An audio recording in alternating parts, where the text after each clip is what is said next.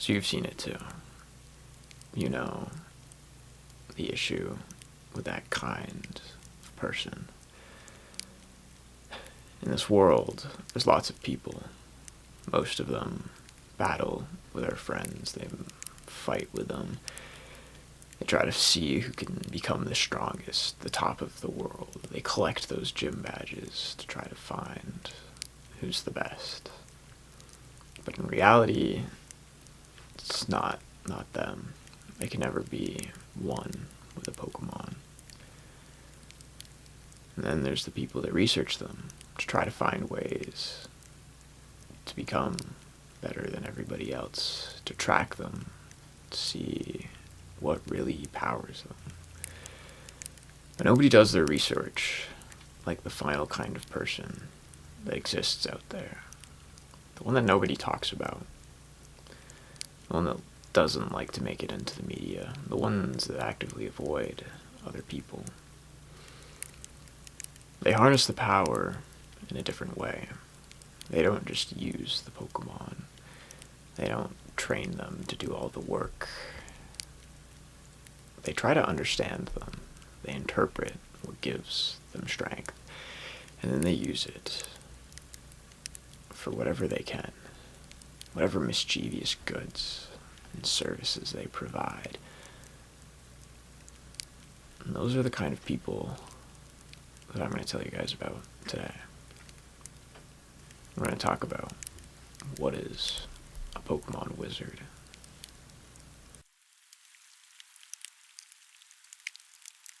Sequencing. Today we're going to be talking about sequencing and how to get better at it and how to kind of know the difference between good sequencing and bad sequencing and how to increase your odds at the optimal outcome when playing the Pokemon trading card game. Now, I know you guys might be confused what that intro was. I was trying to do something a little bit more fun, a little bit more intriguing at the start of the video. So I hope you guys liked that. But now to talk about sequencing. So, what is sequencing? I've talked about this a little bit in a previous video. It's essentially the order that you take your actions. It's why you play what card in what order. And today we're going to be talking about how to do good sequencing versus bad sequencing. So, let's start with that. What is good sequencing?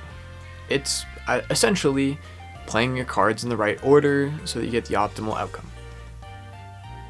Now, how do you do that? So, when you're sequencing cards, you gotta think about not just the card that you're playing, about how that affects the odds of your other cards that you're looking for. And to start this, we have to think of the optimal goal of our current turn. So, what are we trying to do? Now, this can vary depending on the deck that you're playing, or what you have on board. Sometimes there's no other options that you have, and you just have to hope and pray that you get it off of your supporter for turn. But essentially, you want to start with, what is my goal for this turn? And once you've figured that out, whether that is, I have to kill a 2-prize Pokemon so that I can race my opponent into winning the game. It's, I need to take out that threat on their board, or else they're going to steamroll me next turn, and I will have no way of getting back into the game. Once you've decided that, you can then take actions in your turn to try to obtain that goal. Now, what might that look like? Well, for example, your turn, it could be, your goal is, I need to set up my evolving Pokemon. I need to find Pokemon for my deck. And I have draw cards in my hand, and I have Ultra Ball and Nest Ball. Now, optimal sequencing would be you want to use your draw cards first before playing an Ultra Ball or Nest Ball to find Pokemon. Now, why might that be?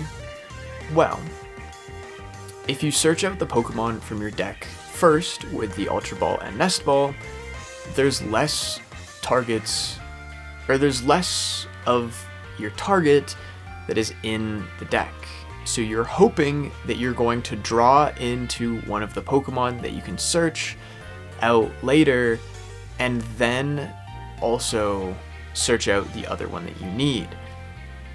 Therefore, increasing your odds of finding what you want for your turn and obtaining your goal of getting more Pokemon in play.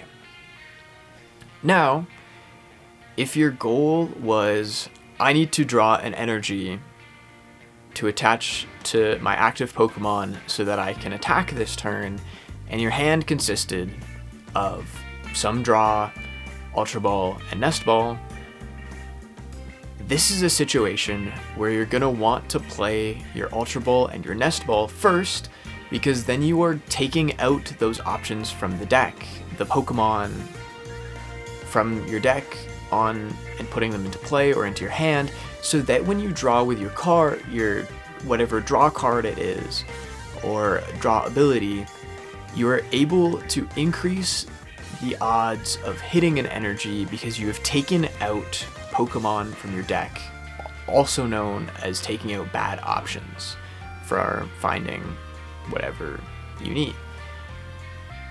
Now, in some instances, it's not optimal to play the Nest Ball because you might have to bring in a liability into the board.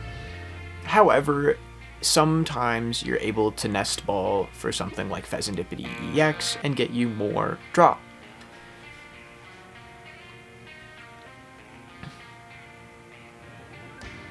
So that's two ways to look at your draw versus search cards and when to use them.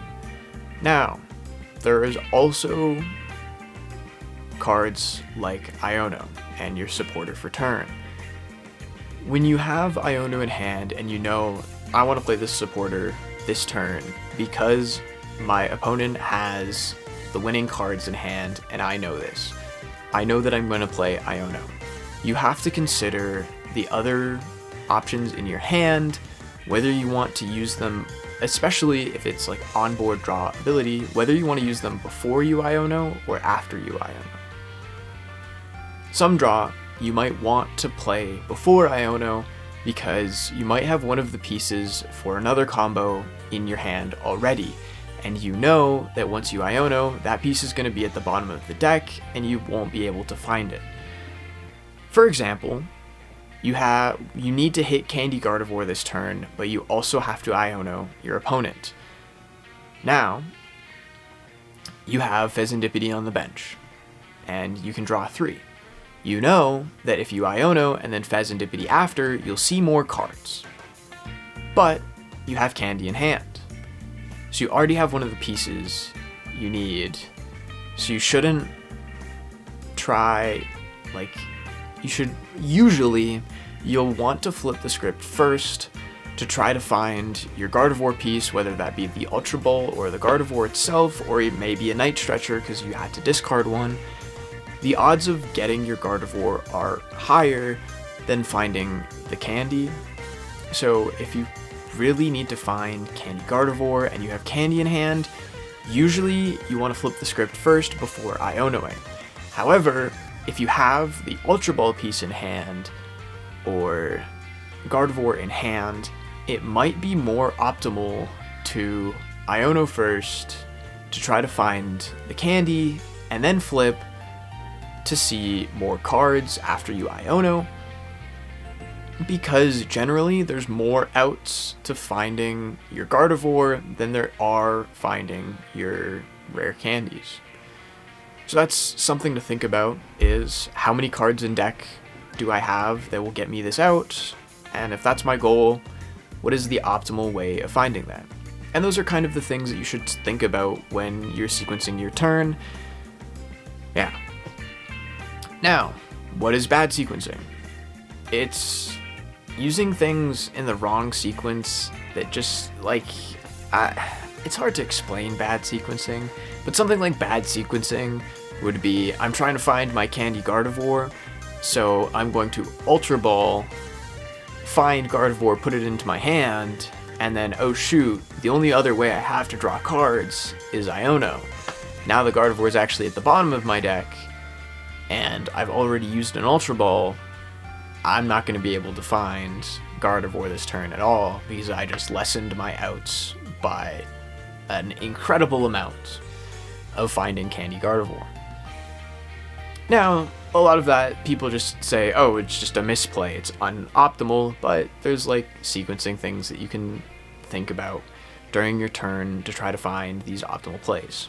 But almost all of sequencing can be thought of, whether it's good or bad, is did you achieve your outcome for the turn? And that is the best thing you want to sequence. Now, some other tips are which Pokemon should you grab to try to play more games, and a lot of the time you usually want to find some sort of draw over maybe your basic Pokemon so that you're able to play the game, especially if your hand's bricked. So what does that mean?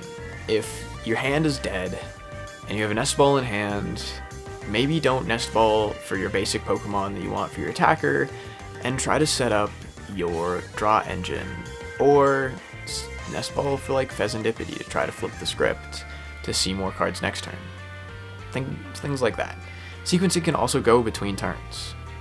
Like, it's not just your goal for this turn, but your goal for this turn and the next turn, and maybe something you do last turn inhibits your goal next turn. So you have to think about like setting up your backup attackers, or maybe your Gardevoir is going to go down this turn, so I should preload energies onto another attacker so that I can use it. And things like that. Even in like Dragapult, maybe I should attack to my bench Dragapult, or my benched Dracloak.